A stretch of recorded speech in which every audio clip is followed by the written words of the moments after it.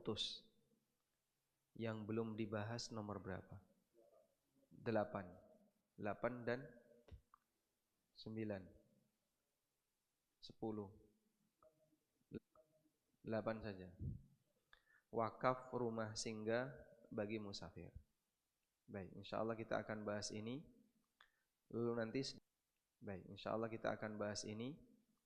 Lalu nanti sedikit lompat kita akan bahas ilin. Rumah untuk Ibnu Sabil. Ada sebutan Ibnu Sabil dan Ibnu Sabil ini di antara manusia yang berhak mendapatkan zakat.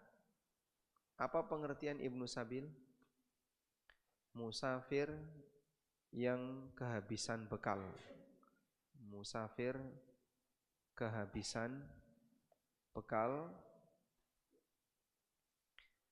Sehingga tidak bisa pulang. Nah, orang seperti ini nanti berhak dapat zakat secukupnya untuk biaya pulang. Walaupun bisa jadi yang bersangkutan di daerah asalnya orang kaya. Nah, sekarang keberadaan Ibnu Sabil mulai banyak berkurang.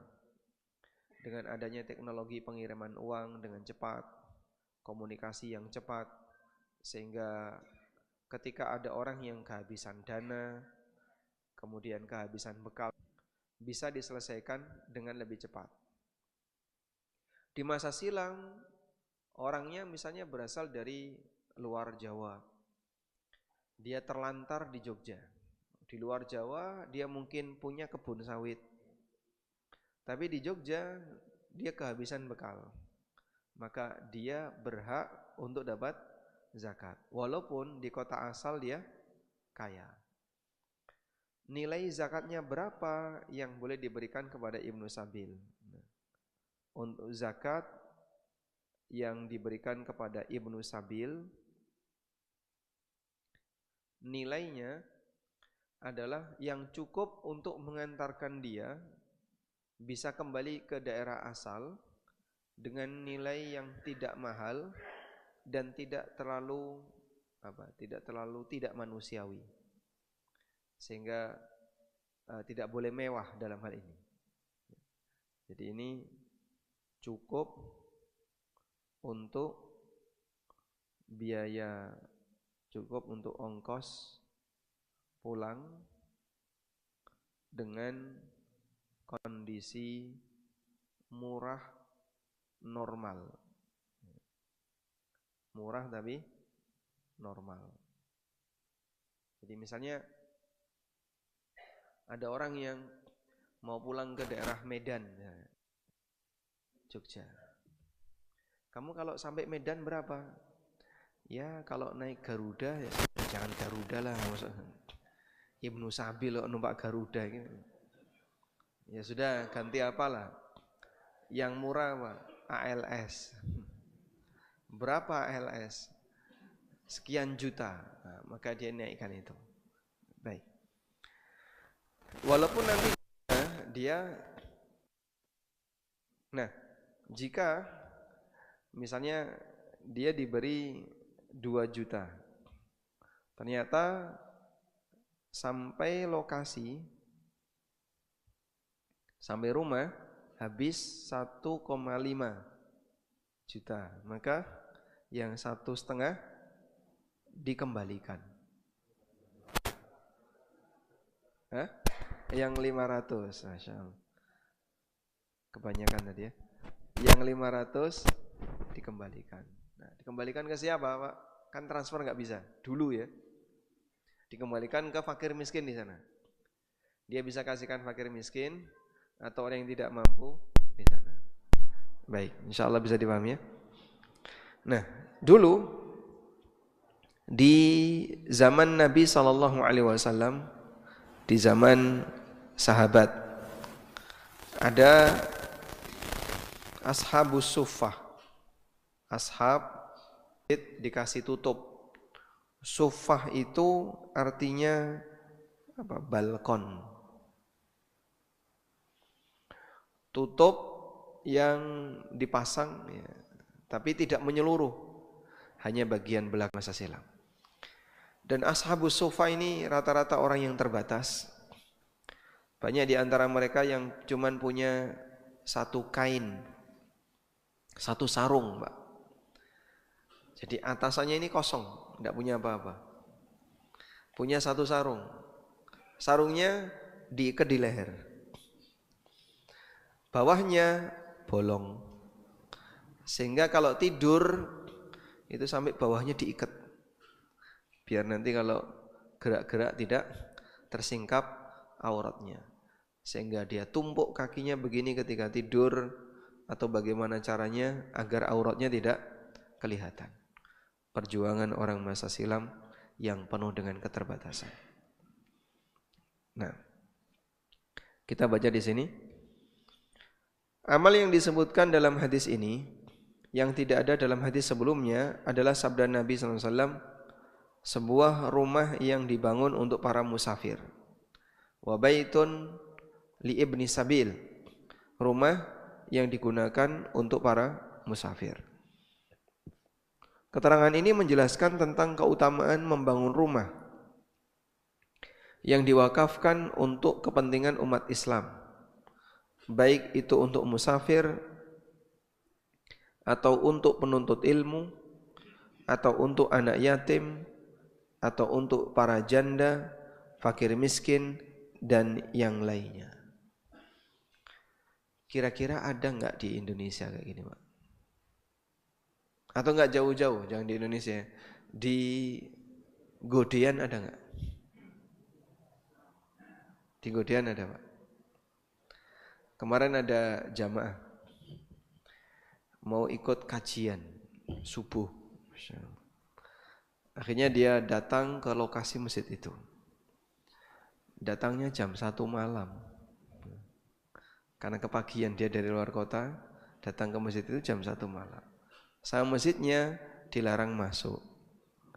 Akhirnya dia cari masjid yang lain, dilarang masuk juga. Cari masjid yang lain, dilarang masuk juga.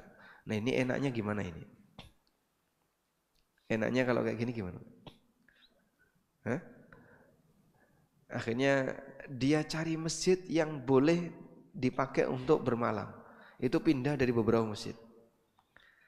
Karena datangnya terlalu gasik jam 1 malam. Mau ikut kajian subuh salah seorang ustadz begitu. Ini contoh bahasanya kita belum bisa mewadai yang kayak gitu.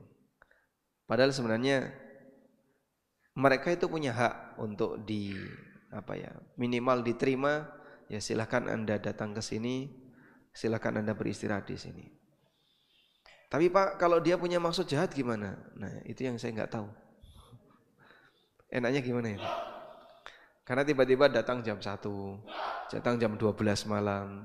Itu kan kadang nggak semua orang bisa menerima dengan baik, sebab dia kemalaman. Nah, setidaknya kalau kita punya masjid yang terbuka untuk musafir, ibnu sabil, dan seterusnya, bisa jadi salah satu tujuan ya.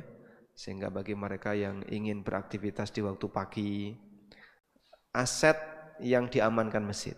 Jadi nggak bisa masuk ke ruangan utama yang di situ ada perlengkapan.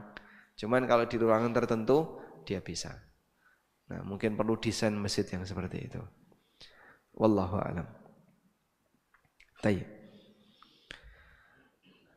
Memang kita akui ada banyak potensi jahat yang dilakukan oleh sebagian orang ya. Berkaitan dengan mereka berpura-pura butuh tapi maksudnya untuk menipu.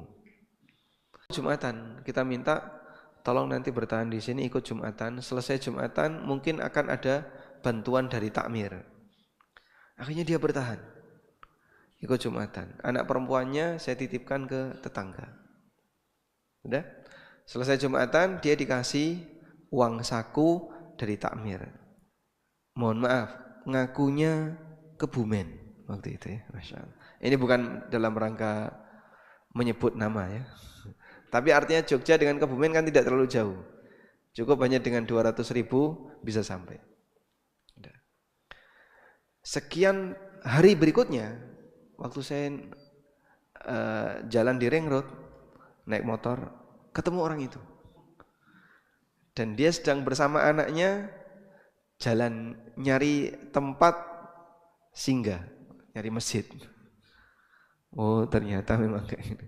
Sindikat ini ya. Jadi sengaja apa?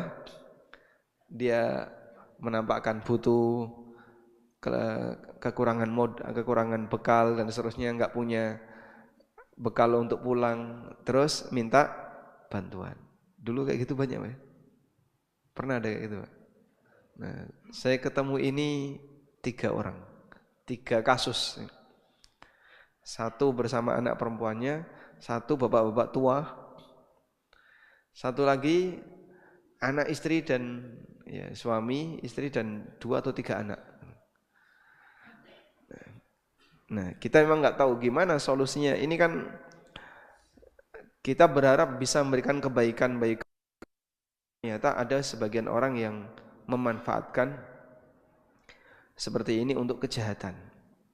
Wallahu a'lam. Baik. Selanjutnya, ini ada satu riwayat yang disebut dengan Al-Uhdah Al-Umariyah atau Syurut Umar. Syurut Umar itu adalah kebijakan yang ditetapkan oleh Amirul Mukminin Umar bin Khattab radhiyallahu anhu untuk penduduk Syam yang masih bertahan sebagai Nasrani. Jadi pasca Syam ditaklukkan, orang Nasrani di sana mereka bertahan sebagai Nasrani tapi bayar jizyah. Umar menetapkan beberapa syurut, beberapa kebijakan. Di antaranya berikut ini kita bacakan. Kata Umar radhiyallahu anhu, "Hina salaha nasara Syam kitaban wa syurutun alaihim fihi." Umar menetapkan kebijakan untuk penduduk Syam, orang Nasrani, dan wa syarrata alaihim fihi, dan beliau memberikan beberapa keputusan. Nah, di antara keputusan itu adalah kalimat ini. Wala yamna'u kana isahum ayyunzilaha ahadun minal muslimina thalatha layalin yut'imunahum wala ya'u jasusan wala yaktumu ghishal muslimin wala ya'lamu auladahum wala yu'allimu auladahumul Qur'an. Kata Umar, orang Nasrani Syam tidak boleh menghalangi siapapun di antara kaum muslimin untuk bermalam dan singgah di gereja mereka selama 3 hari. Yut'imunahum, dan wajib ngasih makan. Jadi kalau ada musafir dari luar Syam, Syam itu mana? Palestina, Yordan, dan kanan kirinya itu ya. Kalau ada orang Madinah misalnya datang ke Palestina, orang Mekah datang ke Palestina, sampai di sana mereka tidak punya tempat tinggal. Maka Muslim ini diwajibkan oleh Umar bagi orang-orang Nasrani untuk tidak menolak gerejanya ditempati sebagai tempat singgah. Nanti kalau Muslim ini datang ke gereja tidak boleh ditolak, harus disediakan tempat dan dikasih makan selama maksimal 3 hari. Bahkan itu jadi aturan. Ini salah satu di antara cara yang ditetapkan oleh Umar untuk menyediakan tempat singgah bagi Ibnu Sabil agar kaum muslimin bisa mendapatkan tempat dimanapun dia berada, sehingga dakwah akan tetap jalan, bahkan sampai pun gereja ditetapkan seperti ini. Wallahu a'lam. Nah, berikutnya ini ada kasus ya. Ada orang sakit, berasal dari jauh, lalu dia berobat ke RSUD. Perjalanan untuk bisa sampai ke RSUD butuh waktu 3 jam. Butuh waktu 3 jam. Dari mana, Pak? Pelosok Gunung Kidul. Sampai sini berapa jam? Kurang lebih 3 jam. Sampai di RSUD, dia ngantri selama 3 jam. Baru setelah itu dapat giliran diperiksa oleh dokter untuk kontrol penyakitnya. Diperiksa dokter 15 menit. Lalu dipesani, Bapak, ini sudah saya periksa, tolong besok datang lagi. Kira-kira menurut Anda orang seperti ini sebaiknya diapain? 15 menit untuk perjuangan 6 jam. 6 jam dapat waktu 15 menit, suruh pulang. Besok kontrol lagi. Kira-kira enaknya orang kayak gini diapain? Nah, dia kalau pulang 3 jam. Besok balik lagi 3 jam.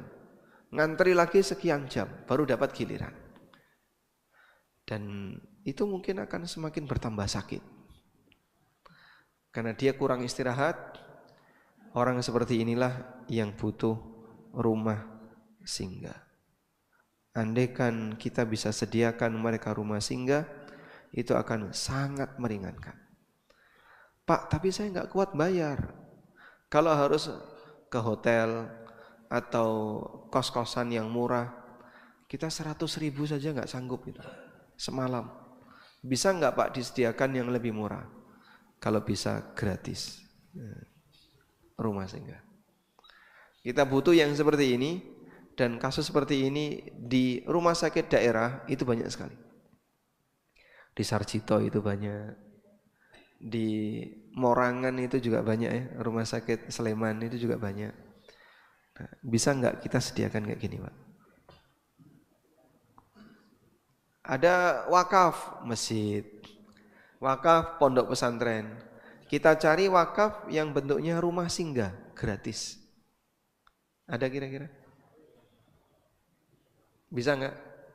Coba Jamaah Al-Furqan mewujudkan ini bisa nggak? Berat ya? Udah mahal Pak kalau nyari tanah di dekat rumah sakit. Ya tidak harus dekat-dekat banget. Carikan yang kira-kira masih terjangkau harganya, tapi tidak sulit untuk diakses bagi mereka yang mau singgah di situ gratis. Kalau bisa demikian, walhamdulillah. Nah, mudah-mudahan kaum muslimin, ini kan salah satu peluang amal yang mungkin kurang banyak dilirik orang ya. Sehingga tidak hanya fokus di wakaf masjid, tapi masjidnya sudah banyak. Sementara yang seperti ini, kebutuhan yang seharusnya kita bisa penuhi, tapi tidak kita penuhi.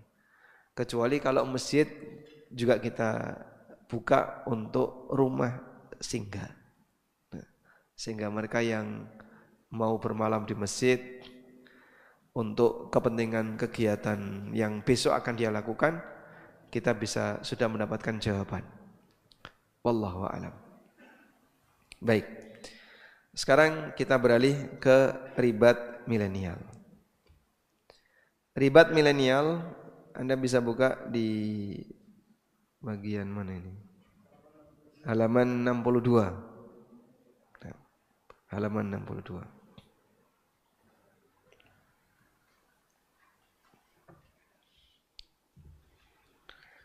Berjaga di zaman milenial. Di masa ketika masyarakat tidak lagi berperang, bukan berarti dakwah Islam dan akidah Islam menjadi hilang. Ancaman itu tetap berlanjut, hanya saja bentuknya bukan senjata maupun pasukan, namun bentuknya adalah serangan pemikiran.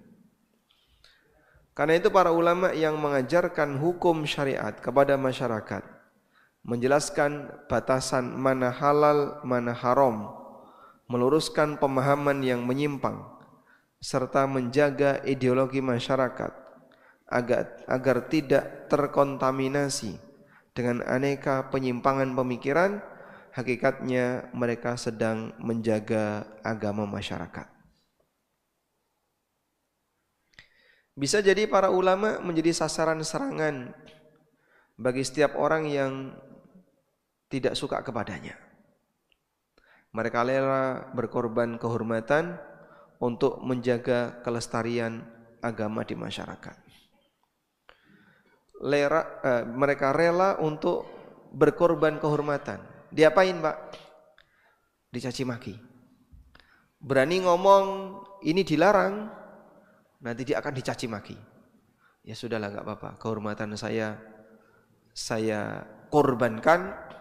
Yang penting kebenaran tetap tersampaikan. Berarti sebenarnya mereka berkorban apa? Apa yang berharga dalam dirinya. Dicaci maki dia diam saja. Karena dia pingin kebenaran itu tetap sampai. Ada enggak orang yang enggak berani menyampaikan kebenaran? Alasannya? Takut dicela. Takut dia caci maki. Sehingga saat dia takut dicaci maki, takut dicela, dia takut untuk mengorbankan sesuatu yang berharga pada dirinya, sehingga dia bungkam untuk menyampaikan kebenaran. Maka yang kayak gini disebut setan yang bisu. Kenapa? Bungkam menyampaikan kebenaran. Baik. Ada banyak dai. Yang terkadang ada yang berani menyampaikan kebenaran dan ada yang bungkam menyampaikan kebenaran. Dan ada juga yang mulai bergeser. Semua itu punya peluang yang sama. Namun di sini ada satu hal yang perlu kita perhatikan ya, berkaitan dengan perjuangan. Coba Bapak lihat ini.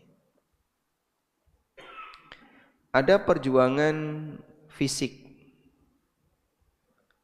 Di sini yang bicara senjata. Tujuannya apa ini? Menjaga kedaulatan agar tidak diganggu oleh yang lain. Contohnya Pak, ya seperti zaman kita dulu yang berusaha untuk menjaga wilayah tanah air dari para penjajah. Itulah perjuangan fisik. Dan ada perjuangan berupa dakwah. Ini dengan ilmu. Tujuannya adalah menjaga kelestarian akidah dan pemahaman agama. Sehingga sebenarnya kita sama-sama menjaga. Ada menjaga dalam bentuk senjata, fisik, dan ada menjaga dalam bentuk ilmu. Baik. Sekarang kita lihat potensi bahaya. Potensi bahaya fisik di sini yang jadi sasaran adalah nyawa dan harta. Yang dicarikan ini Pak ya. Yang kedua, potensi bahaya pemikiran. Yang jadi sasaran agama dan akidah. Udah?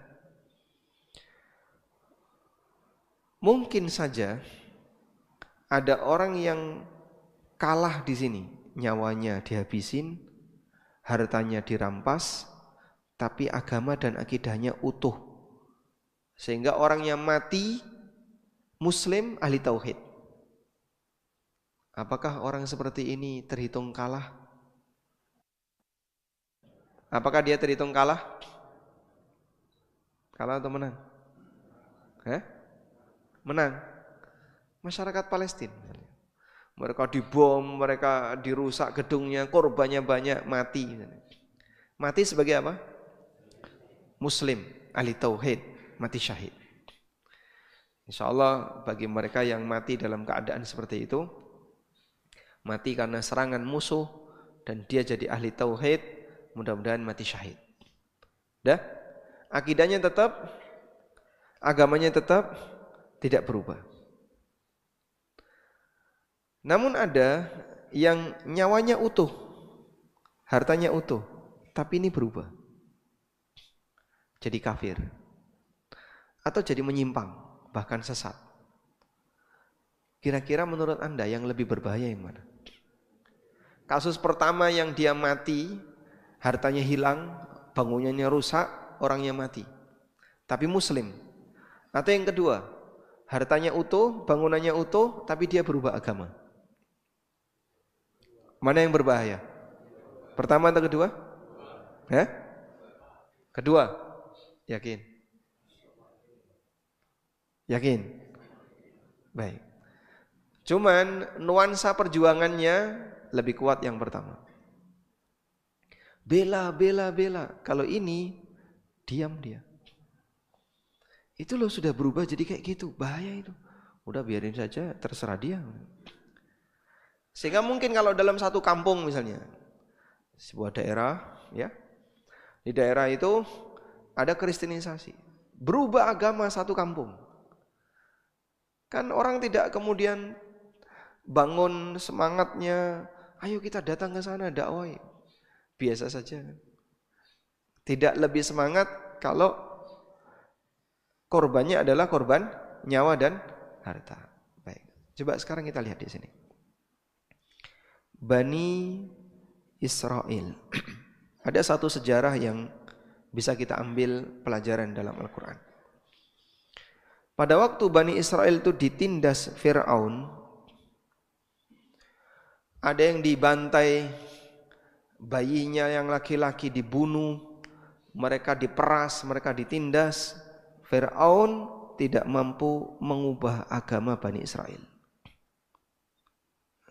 Agama Bani Israel tidak berubah. Mereka tetap jadi ahli tauhid, jadi muslim, walaupun dapat tekanan luar biasa dari Fir'aun. Dengan semua senjatanya, semua pasukannya, kemudian jahatnya Fir'aun, Bani Israel tidak nyembah Fir'aun. Walaupun Fir'aun minta disembah. Yang nyembah Fir'aun siapa, Pak? Ya orangnya Fir'aun. Cuman Bani Israel ditindas sama Fir'aun. Yang laki-lakinya dibantai, anak laki-lakinya dibantai ya. Kemudian yang perempuannya kita tidak tahu ya, mungkin jadi budak mereka. Tapi tidak bisa menggeser agamanya. Dan itu dalam waktu bertahun-tahun. Dalam kurun waktu yang sangat panjang. Baik. Kasus yang kedua, Samiri. As-Samiri disebutkan oleh Allah dalam Al-Quran. As-Samiri menyesatkan Bani Israel hanya dalam waktu 40 hari. Lalu dia membuat sebuah patung pedet, patung anak sapi yang terbuat dari emas. Dan hanya dalam waktu 40 hari Bani Israel berubah agama. Jadi apa? Musyrik. Patung anak sapi. Yang ini butuh waktu tahunan. Yang ini 40 hari. Jadi menurut Anda yang lebih berbahaya yang mana? Fir'aun atau Samiri? Yang lebih berbahaya yang mana? Samiri? Bukannya Fir'aun bahaya?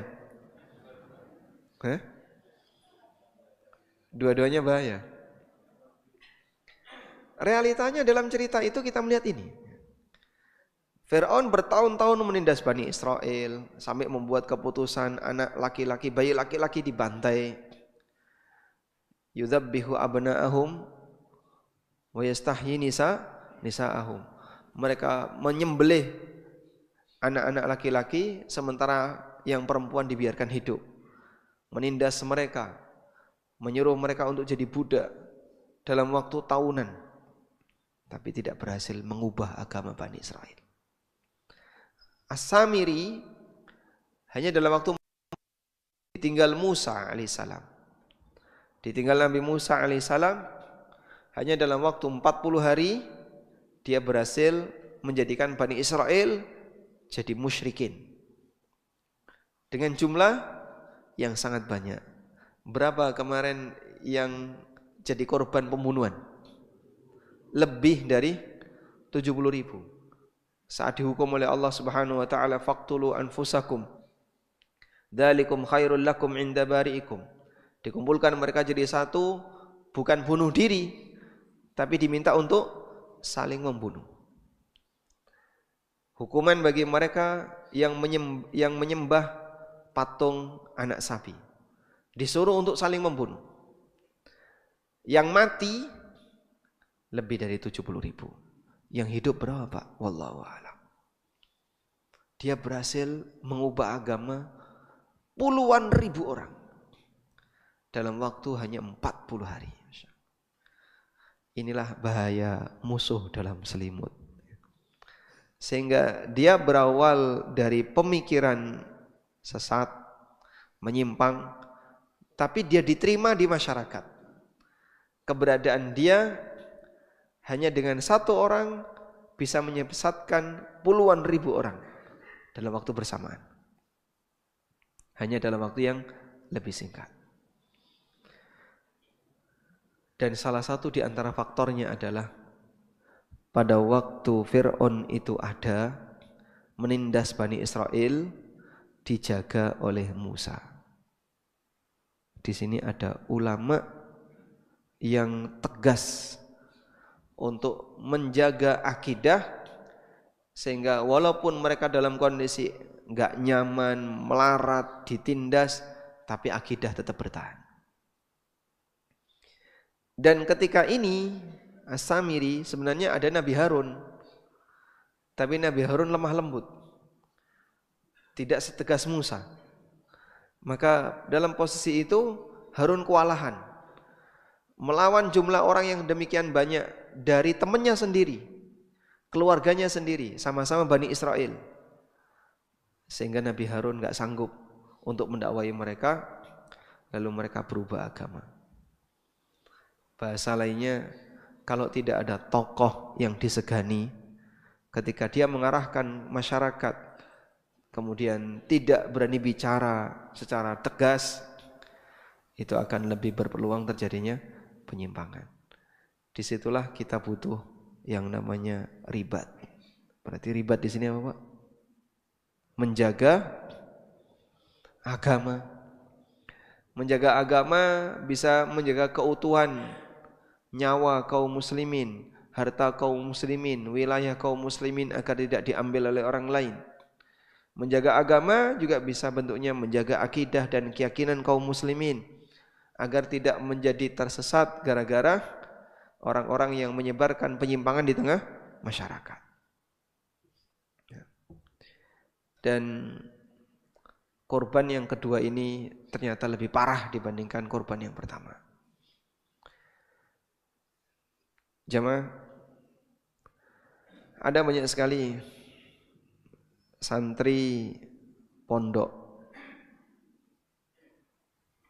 Dia punya hafalan Quran, hafal Riyadhus Shalihin, hafal matan Safinatun Najah, hafal matan Ghayawat Taqrib, matan Nabi Syuja.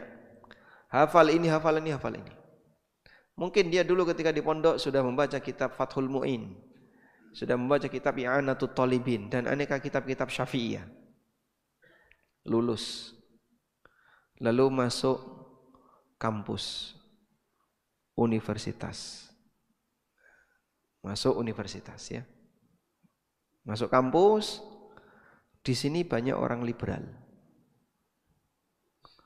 Ini yang dulu hafal sebagian Al-Quran, hafal hadis, hafal ini, keluar jadi liberal. Dan ini jumlahnya ribuan. Yang seperti ini jumlahnya ribuan. Jadi sempat ada pertanyaan.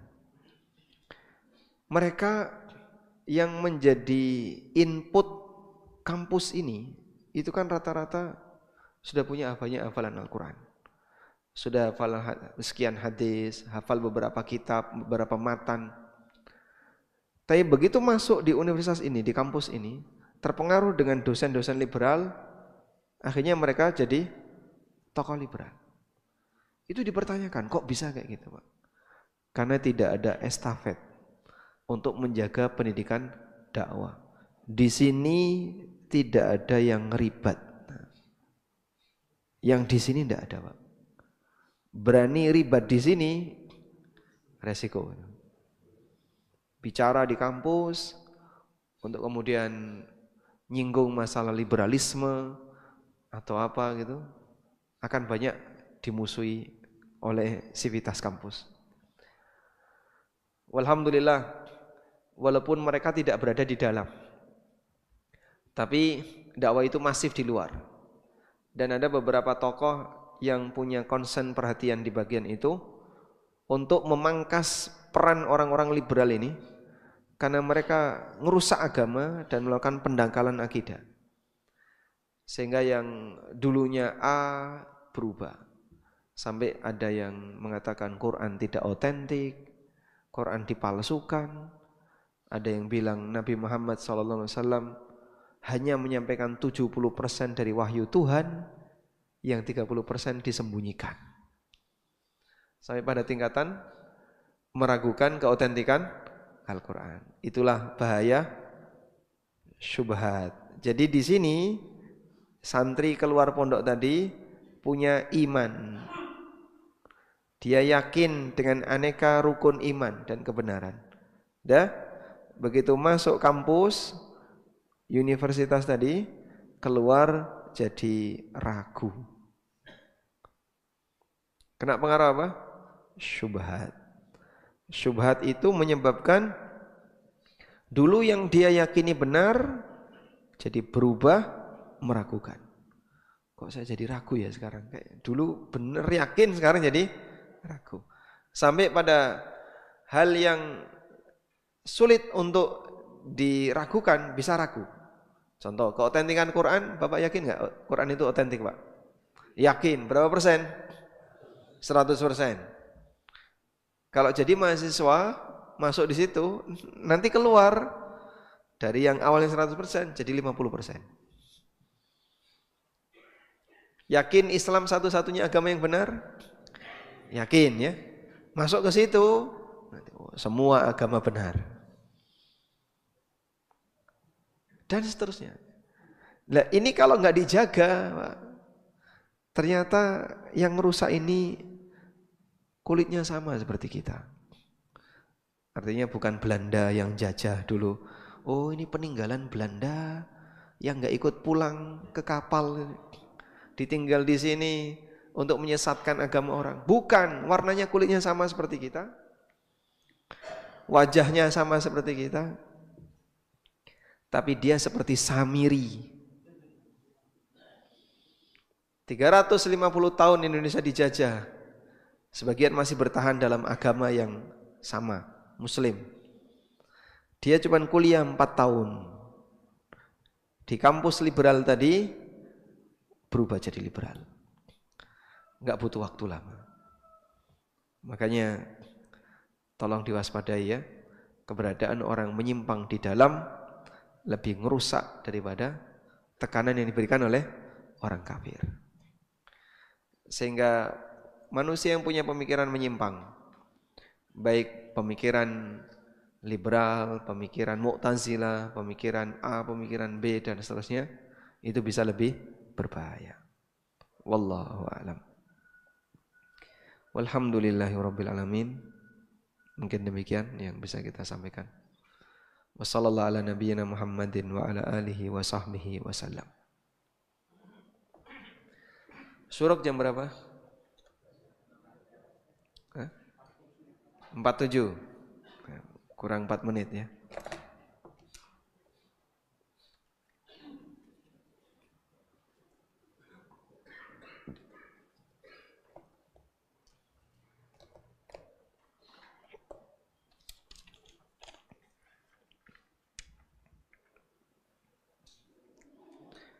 Assalamualaikum waalaikumsalam.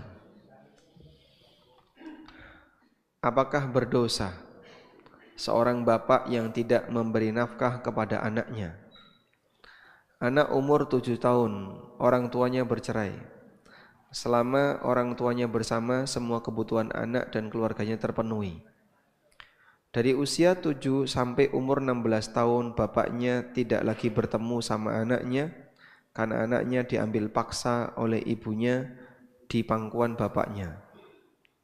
Selama itu sang bapak tidak memberi nafkah kepada anaknya karena lost kontak dan tidak bertemu lagi. Bapak dan ibunya telah menikah lagi dengan orang lain. Lalu anak dan bapak dipertemukan Allah kembali. Sejak pertemuan itu bapak selalu memberi kebutuhan anaknya seperti uang sekolah dan lain-lainnya sampai anak lulus sekolah di pondok selama 3 tahun lamanya. Setelah lulus, anak mau kuliah di perguruan tinggi negeri. Bapaknya merasa keberatan karena biaya kuliahnya mahal, bapaknya tidak mampu. Selama ini yang beri makan dan sekolah adalah ibu. Sekarang giliran bapak yang kuliahin. Anak minta uang masuk kuliah sebesar 20 juta dalam tempo 3 hari. Wah, ini ultimatum gitu.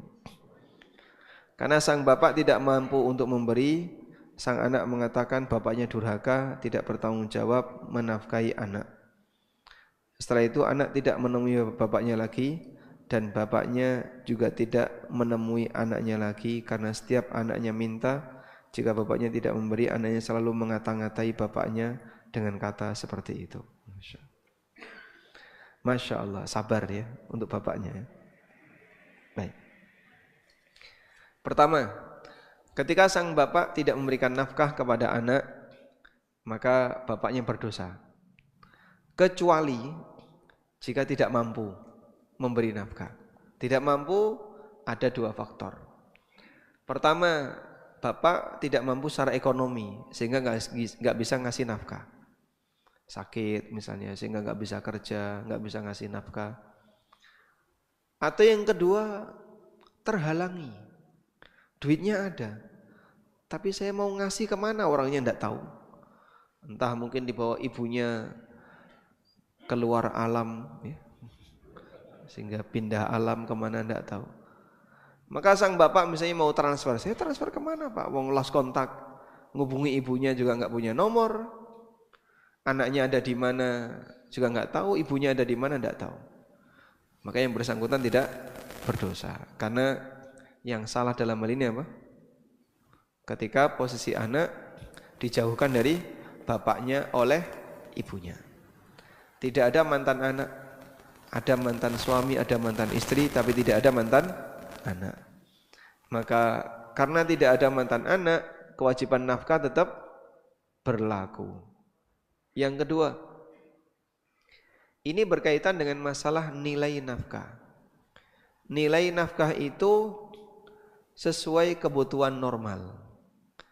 Dan Allah Subhanahu wa taala ketika menjelaskan tentang perceraian, Allah taala mengatakan la yukallafu nafsun illa wus'aha. Kalimat itu ada di ayat tentang masalah perceraian.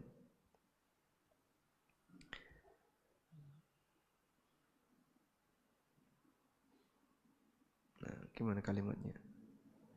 La tudarra walidatun biwaladiha wala mauludun lahu biwaladihi. 'Alal musi qadaruhu wa 'alal muqtiri qadaru.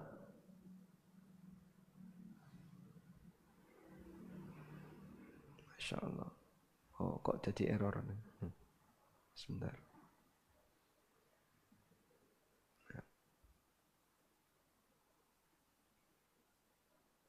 Ini aja, pakai ayat ini.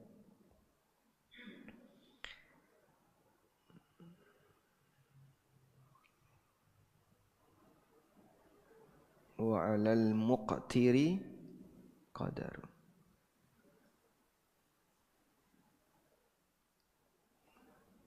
Baik. Ini berkaitan dengan masalah pesangon yang diberikan seorang suami kepada istrinya. La junaha 'alaikum in talaqtumun nisaa ma lam tamassuhunna aw tafridu lahunna fariidah. Tidak ada dosa bagi kalian ketika kalian menceraikan istri kalian sebelum disentuh, sebelum hubungan badan atau sebelum ditetapkan mahar. Wa matti'uhunna 'alal musi'i qadaruhu wa 'alal muqtiri qadaruhu mata'an bil ma'ruf. Berikanlah pesangon bagi istri. Untuk suami yang punya kelonggaran ada nilainya sendiri, dan untuk suami yang tidak punya kelonggaran ada nilainya sendiri. Mata'an bil ma'ruf, batasannya adalah pesangon itu sesuai urf, artinya sewajarnya. Dan ini nanti diputuskan oleh hakim. Yang punya hak memutuskan hakim. Baik. Di ayat yang lain di surat At-Talaq ya, Allah juga menjelaskan tentang masalah batasan itu.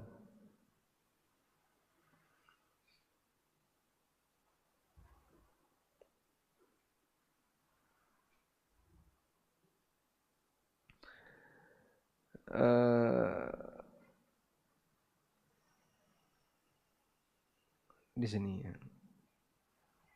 Liyunfik dzu sa'atin min sa'ati. Wa man qudira 'alaihi rizquhu falyunfik mimma atahullah. Hendaknya yang punya kelonggaran dia memberikan nafkah sesuai dengan kelonggaran harta yang dia miliki. Dan siapa yang disempitkan rizkinya, maka silahkan memberikan nafkah mimma atahullah sesuai dengan apa yang Allah berikan kepadanya. La yukallifullahu nafsan illa ma ataha. La yukallifullahu nafsan illa ma ataha. Allah tidak akan membebani jiwa kecuali sesuai dengan apa yang Allah berikan kepadanya. Sehingga bicara tentang besaran nafkah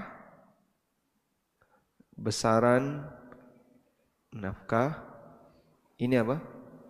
Sesuai kebutuhan dan kemampuan. Dua ini yang jadi acuan. Kalau orang tuanya sudah berusaha tapi nggak mampu, tabungan segitu bapak nggak punya. Kok anaknya bilang bapak durhaka, berarti yang salah anaknya. Yang salah anaknya. Bapak bisa ngasih nafkah ke kamu, tapi yang lebih dari ini bapak nggak sanggup. Bapak kasih kamu 5 juta, bapak kasih kamu sekian juta. Dan nafkah itu sifatnya adalah sesuai kebutuhan. Baik. Dan mungkin sang anak disadarkan ya. Siapa yang jamin kalau kamu kuliah akan sukses? Kalau mau jujur dilakukan survei, puluhan persen ya. Angkanya berapa persen Pak? Wallahu a'lam. Puluhan persen mahasiswa tidak menggunakan ilmu di bangku kuliah. Nah terus mereka ketika lulus, keahliannya di luar dari ilmu yang dipelajari ketika kuliah. Banyak yang seperti itu.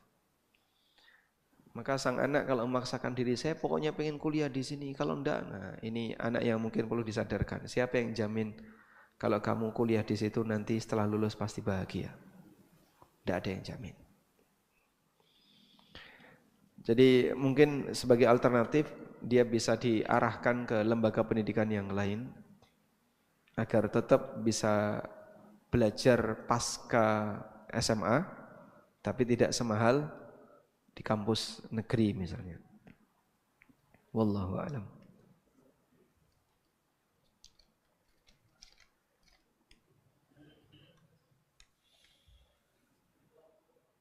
Assalamualaikum. Waalaikumsalam. Mohon pendapatnya terkait dalil untuk salat taubat. Dalil tentang salat taubat itu adalah salat, keutamaan salat pasca wudu. Rasulullah SAW pernah menyebutkan tentang keutamaan orang yang selesai berbuat dosa fatawaddo'a.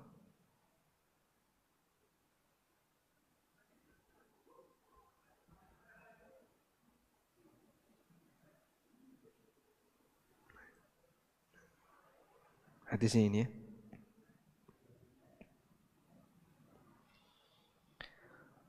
Diriwayatkan oleh At-Tirmidzi, Ibnu Majah dari hadis Ali dari Abu Bakar radhiyallahu anhuma. Anna Nabiyya sallallahu alaihi wasallam qaal, Nabi sallallahu alaihi wasallam bersabda, "Ma min rajulin yudhnibu dzanban." Apabila ada orang yang baru saja melakukan perbuatan dosa. Tsumma yaqumu fayatatahharu, kemudian dia bersuci, dia berwudu. Fayuhsinu tuhura, dan dia berwudu dengan sempurna. Tsumma yastaghfirillah, kemudian dia kemudian dia mohon ampun kepada Allah, illa ghufiralah, maka dosanya akan diampuni. Tsumma tala, kemudian Nabi sallallahu alaihi wasallam membaca firman Allah taala, walladzina idza fa'alu fahishatan aw dzalamu anfusahum dzakarullah. Di antara sifat ahlul jannah adalah orang yang ketika selesai melakukan perbuatan dosa, dia segera ingat Allah. Dia berwudu, mohon ampun. Nah, bentuk berwudu lalu mohon ampun di situ, apakah harus salat? Dalam hadis ini tidak ditegaskan harus salat. Namun kalaupun salat, tidak dilarang. Karena salah satu di antara salat sunnah adalah ba'diyah wudu. Lebih dari itu, dalam hadis dari Utsman bin Affan, Nabi SAW mengatakan, man tawaddu'a mithla wudu'i hadha, thumma shalla rak'ataini, lam yuhaddits fihi ma nafsa. Siapa yang berwudu dengan sempurna, lalu dia salat 2 rakaat dan dia khusyuk, ghufira lahu ma taqaddama min dzambi, maka dosa-dosanya yang telah lewat akan diampuni. Nah, ini yang mungkin bisa jadi dalil tentang salat taubat. Tapi ini bukan amal rutin ya. Salat taubat itu bukan amal rutin. Jadi misalnya ada orang selesai melakukan sesuatu, saya Pak terpaksa tanda tangan Pak. Tanda tangan apa itu Pak? Akad riba. Saya sudah berusaha untuk menolak tapi nggak bisa, dah terpaksa saya tanda tangan. Habis selesai tanda tangan itu dia gemeteran, dia takut. Terus dia wudu, sholat 2 rakaat. Karena takut dengan dosa yang baru saja dia kerjakan. Nah, keutamaan dalam hadis ini insya Allah berlaku. Ghufira lahu ma taqaddama min dambi. Wallahu a'lam. Walhamdulillahirabbil alamin. Mungkin demikian. Wassallallahu ala nabiyyina Muhammadin wa ala alihi wa sahbihi wasallam. Wa akhiru da'wana anil hamdulillahirabbil alamin. Wassalamu alaikum warahmatullahi wabarakatuh.